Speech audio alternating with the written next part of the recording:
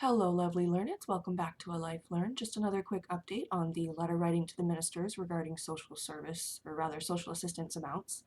The whole thing being that the information about how they calculate those amounts is not easily or readily available on the internet, and we have a right to that.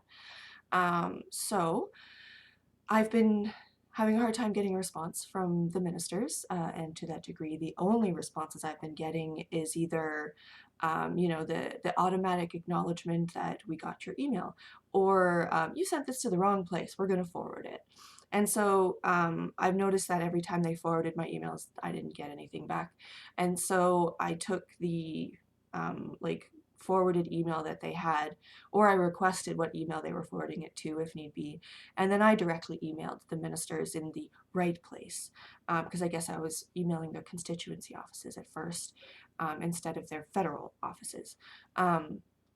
Anyway, the problem is that I haven't heard back from any of those offices, to my frustration. So as of tomorrow, I'm going to be doing follow-up letters to all of them, basically saying, like, I know you're busy with COVID stuff, but this is a genuine issue that needs to be addressed. And if I don't hear from you within another week, because it's been a number of weeks now, I'm going to be contacting the media. Sorry, noisy kitty. I'm going to be contacting the media, and I'm going to be involving more people to try and get your attention, because seemingly just requesting information as a citizen who has a right to it isn't enough. The one person I had been hearing back from is the email representative of my local MPP, so that was for London North Central. But so basically, she finally got back to me about the information that the research, how do you say? I can't remember what it was called. The Research Services of Canada, or Legislative Research Services of Canada. Anyway, she inquired with them to ask about, well, what I thought my question was. But then her link just provided, like, she was like, this is everything that I got from the research commissioner, the research people. And it was all just links straight to easily Googleable stuff. Like, it was all information that I already had. So I was just like, okay, I'm going to try my best not to take this as an insult. Like I said in my email, that I'm diligent at researching. I know how to find information. This is all really easy to find on the internet, what you've just provided me. So I just responded professionally and was like, I'm sorry if there's a misunderstanding, but I already have access to everything you just sent me. I then started doing some research on what my next steps were, because I thought this might basically mean that there was nothing. This was kind of proof that there is no numbers that they use to base social assistance on. It's just arbitrary, as that old report from 2012 said.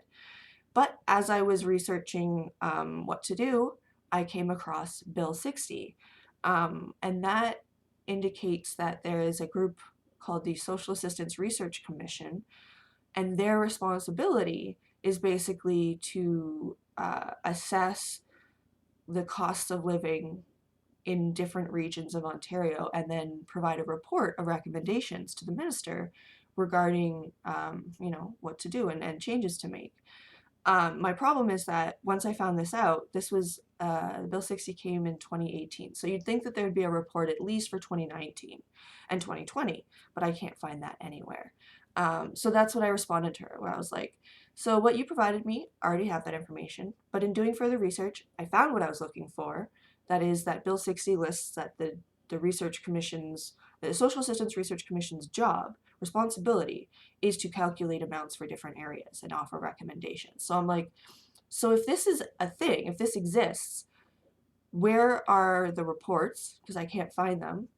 And why hasn't there been any significant change to social assistance if they are actually basing amounts on the regional costs of each area? So that's what I responded to her with, basically like, okay, so now what I need help with is finding these reports, because whatever numbers I find in these reports are what I'm going to go further with in terms of like justify why this is so small. And she didn't respond. I sent that on the 13th, so that was Wednesday. And yeah, no response. Was it the 13th or the 14th? Yeah, the evening of the 13th. So no response Thursday or Friday, which is concerning. But I'm hoping it's just that she's working on finding that information. So, but Monday I'm going to also be providing a follow-up email to her as well, being like, look, you've been great thus far, but if you don't keep helping me, I'm going to go above your head and I'm going to like make this a bigger issue. So please keep talking to me so that we can get this information moving forward.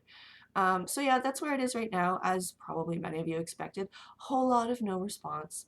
But as I said in my last vlogs, I'm not stopping there. I'm going to continue pushing. I've learned that there is actually a London chapter of the Acorn charity, which is, if you want to Google it, it's just a charity that very much focuses on social assistance issues and low income problems. People on ODSP and on NOW, they've been petitioning to increase the amounts for years. So I'm going to see if the leader of that chapter or other members of the chapter want to work with me on this. Maybe we can get some movement in that way. But either way, I'm not stopping. That's the point. I know a lot of people are skeptical about this, and maybe it won't lead to much, but it's better than doing nothing. At least this way, I'm getting some answers as to why we're under the poverty line, at least. So anyway, again, if you guys think that maybe I should approach this differently or in some other way, by all means, share in the comments, or if you have suggestions on other ways that I can start to get answers and get them to reply to my emails or my letters, love to hear from you. Please share in the comments. But otherwise, do join me again next week or sometime soon, where I try again to share a little something I've learned or experienced in life.